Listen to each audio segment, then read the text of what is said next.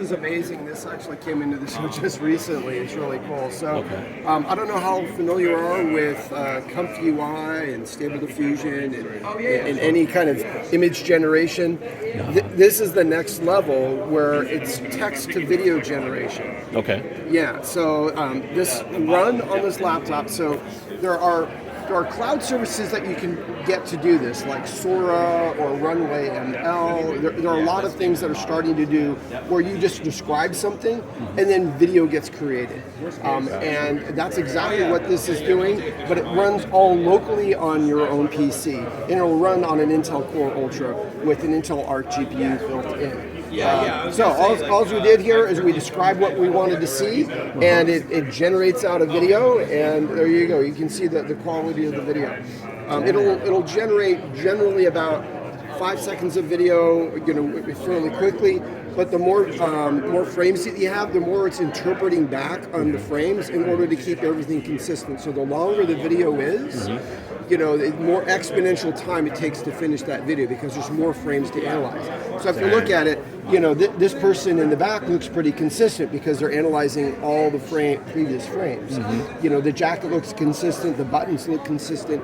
The lighting too. Yeah, the lighting, everything like that. So this is kind of a game changer of being able to do video generation just from a text prompt. And also the same thing, you can do image to video generation. So if you had a still image to start with, you could start with that, describe a little bit of what's happening in the scene that you want to see, and it'll start with that image and then continue on with whatever video you describe. Wow. So I see like on your section over here, you have like a rabbit there, you have like a... So is this what created this, or? Oh yeah, the rabbit, like that's a different video. These are different items in the queue that were created. So those were different videos that were created. Okay. Yeah, and I'm just showing you one of the videos. This is not my demo, so I don't know how to use the screen, but I think they were selecting different videos. Yeah, and I don't know where they are. So this is one video that was created. There's a rabbit video, all these other videos here. But yeah, essentially it's tech. Alex, do you know how to pull up some of the other videos on this? Yeah, Craig walked away uncovering, but I don't know how to show other than this video right there. So, okay, some of the examples that we have shown that are the longer clips look like this. So what we have right now... and of course, these ones are running a little bit longer. So when you queue it, you could just hey, I could queue up like 10 videos, leave the office, come back in the morning, check the results, be like, oh, I like this one, let's redo this one, boop, boop, and then set your day up when you leave the office again. Let it run, basic cook overnight, come back in the morning, and that's kind of like how we prepared some of these, to be honest. How long? This is like maybe 10 seconds, right? So this 10 seconds, to give you an idea, to generate 2 seconds, it takes about basically about 2 minutes, a little less than 2 minutes to generate 2 seconds. So minute to second, it's almost a nice estimated ratio of one every minute of rendering time gives you 1 second. So if you want 60 seconds, let it cook for an hour, or 6-10 second queued videos, because we're limited to like about 10 seconds is our max with this model. But you could do 10 second ones, so a little bit, hour and a half, and then stitch them together in post. To me, this would be great for like B-roll, right? Oh, so you may be like, totally. an independent, film artist, right? And maybe you're just filming in your apartment, right? Because that's maybe you where may not most have the things are luxury happening. to get but all if you want somebody to walk out to a lobby and go down a fancy elevator, you just use this. Bingo. So you can create all the sets. And storyboarding quick iterations, so you can go from really drawing storyboard to then describing the scene, and it's kind of funny because this starts becoming right now it's like a one-off piecemealing these different utilities and parts together, but eventually this is all going to become one major workflow as people are going from the progress from start of a concept of an idea to storyboarding. I feed the storyboards as image. You're going to just the image storyboards to text will then label the storyboards of describing what's happening in the storyboards to then bring that into... So you have this whole advanced workflow that's going to be really cool for new generation of creators and the people that today, I could save so much time. I don't have to do this. I could focus all my efforts and creative energy on this. And using this technology is definitely why we saw what happened, like with the writers and like what was. That's what I was gonna ask Nest. Are you guys the reason why they're striking? Not us particularly, but they saw the writing on the wall with AI, the AI technology. They saw these people, they're savvy. They know that this could disrupt them in the future, and so that's why in the contracts they didn't have anything. I mean, the technology at the time didn't exist, so they couldn't put it in the contract. So they had to go back to the negotiation table and figure out how do we make this work while preserving existing and new Hollywood talent, and as we move forward in the next generation. And I'm personally a futurist, so I think like long term, and like just how we saw Hollywood. And if you look at classical Hollywood of the 20th century, there's old Hollywood, silent films all the way up to the 50s, right? Alfred Hitchcock and those guys, and then you have new Hollywood, what considered, like when I was in college, they called it new modern Hollywood, which is everything past the 60s to the 2000s, right? And so all of that will combine, old and the classic Hollywood as we know it today will be then the new old Hollywood. As we see into the 21st century, we're going to see this whole new generation, even the Gen Beta that just started this year. So babies being born this last couple weeks, as of January 1st, will be entering a world when they become 16, 13, creative. They start thinking about, I want to be a YouTuber or content creator. They're going to have tools to do the coolest stuff. 16, I can only imagine, predict like 16 years ago, that Hollywood's going to have to either, kind of like adopt with it, or disrupt themselves and go above and beyond to make the next caliber of what do you call Hollywood blockbuster? Redefine. So Hollywood's going to have to get more tech. They have to step up even their tech, right? And so because then the indie guys almost have to go to the tech of today's modern Hollywood, right? And that's going to become the new old Hollywood. So that's how I see things going from a futurist perspective. But somebody at Intel, as a technical marketing engineer, showing these things is what's key to the people realize, oh, I could do this offline. I don't have to pay for Midjourney, Runway ML, Kling AI, Luma AI. Like that's $80, so $20 per subscription per month. That's $800 a year, or plus. Like just for 10 months, that's $800. So yeah, $960 a year. That's plane tickets to Hawaii from my hometown, and or the price of this notebook. A little bit more than I don't know the exact price, but it's like we're in that range of like $1,000 to $1,600 notebook. It'll pay for itself within the first 2 years. So that you said ComfyUI? Yeah. So the workflow that's building this, there's a front end web environment, and the back end is all the AI like libraries and code that makes things kind of operate through in this workflow. ComfyUI is open source, and so we have a front end and a back end. Underneath the hood here, you can see we have this running in Python MiniForge environment. And so what people have done over the last couple of years, they've used this ComfyUI utility as like kind of like a blackboard or a scratch board to then plug and play different models and route paths. And it's kind of cool if you're ever curious to see what's kind of going on underneath the hood when a model is going from text to video or text to image. You can actually see the paths and the flow, what the encoders are going, when a text token is being treated, because like in Flux, what they added is a whole other layer of LLM. So you used to have to do weird prompts.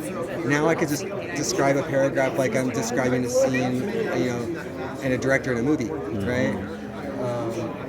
So that's definitely one of those things that has changed completely, because the clip encoder, like you can see, like basically if you want to zoom in around where it starts. The loader, TGUF, the configurator, I can change the settings, so I can say number of frames, frame rate, batch. I can batch out multiple, so I can say, hey, I want 3 iterations of this, and I'll pick the best of the 3. I can then put a prompt here. I could put a negative prompt, so things I don't want to see and things I do want to see. And just to say, like, hey, describing a movie. A scene showing a movie set in progress. The director is in the background, sitting in the director's chair. The setting is taking place at the north shore of Oahu. The weather is cloudy. Accidentally pressed something. The weather is cloudy, and looks like it just rained recently. The lighting and direction is brilliant. And we'll just leave that, and we'll just say worst quality, consistent, deformities, mutations, bad hands, missing limbs, things like that. I'll add if there's people in the scene. Right. And then you can have a crew in the foreground with key grip.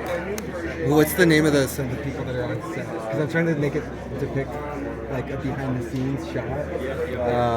Key grip and lighting and boom mic crew is seen. And then we'll leave that. Yeah, crew in the foreground with key grip and lighting, boom mic is seen. So this is like full paragraph. I'll let it run. In the background, you can see it's the system processing, all local, 100%. We don't even have network turned on. We're disabling the Wi-Fi, so there's nothing going outside the system. And at the same time we're rendering that, I'm playing back a video on the secondary screen. So the system's like generating 2 video displays, drawing pixels, at the same time processing this in the background. And I have it keyed up. I could like at the same time redo this scene and say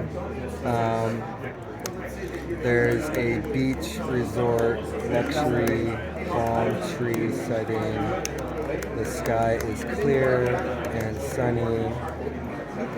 The beach lagoon waves have large breaks crashing in, and then I'll cue this up too.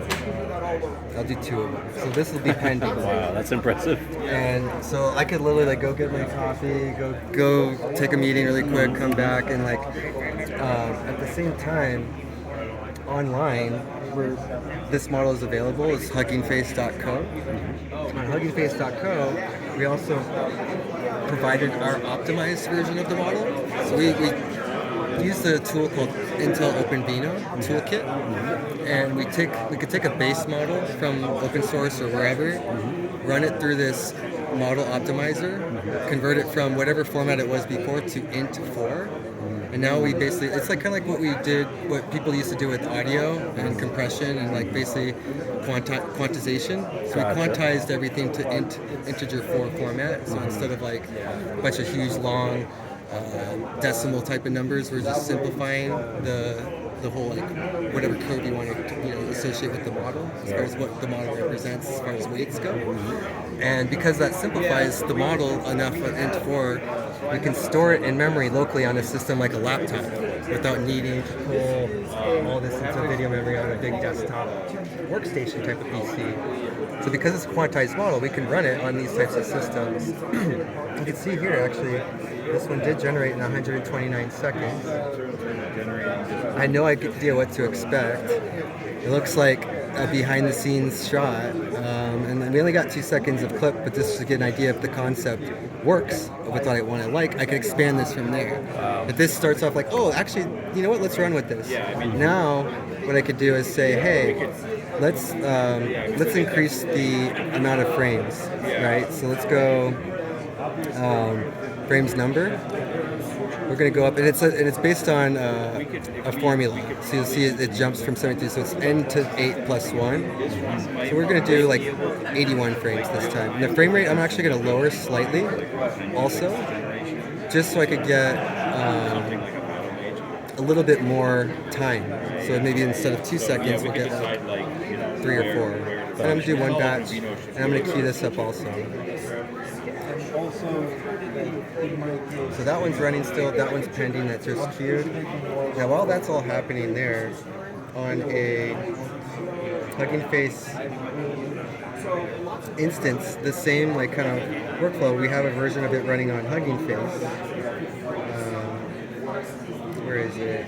Here. So Light Tricks Video Playground, same model, but this is the unoptimized model. They're running it on an A100, a really expensive data center GPU. I have the free version running right now, but you have to pay money if you want dedicated reservation for an A100. So I'm using the free tier. I'm going to use the default prompt that they give me. I'll enhance it. It has like a low, just like how we have negative and a positive prompt. I could choose the amount of frames. So this is 81. So I'm going to pick a version that's close to 81 frames. So it's apples to apples. Frame rate, we're going to do 18. So it's apples to apples. Well, 21 because this won't let me go lower than that. I'll pick a random seed number. The inference steps, we're going to do just 24. And then the guidance scale we'll do 3.5. And then we'll generate a video. Now right out the gate, because this is a public model and it's a shared space, I'm going to be in a queue. Oh my gosh, it's because it's CES week and people, I've told this about a lot of people. So I'm in a line for 28 people ahead of me. But you see how fast it's going through. So it's, 768 seconds is what it's predicting, how long I'm going to have to wait to get one output from this one free version. Whereas here, I can get 3 or 4, equivalents, right? And look, this one's It's done. all done. So let's take a look at that one. I can explain what's happening. There's the waves coming in. Like, I could send that to my mom, and she would probably not realize that was that generated. Same here. Yeah. And again, 2 seconds. Let's see if we can get a little bit more. So I'm going to increase this. 205 frame rate. We'll do 22. We'll let this one cook this time. So again, I'm doing a longer version. This one's not going to be finished by the time, I'm still waiting in the queue. It's still running. And it hasn't even started to process yet because I'm still waiting for my turn to start inferencing on this remote server. Whereas everything here, offline, local, free. Once I bought the system, I could download this workflow for free. ComfyUI is free. The model's free. Now let your imagination and creativity become the next Spielberg. That is so cool. That is so cool. And we haven't had a new generation.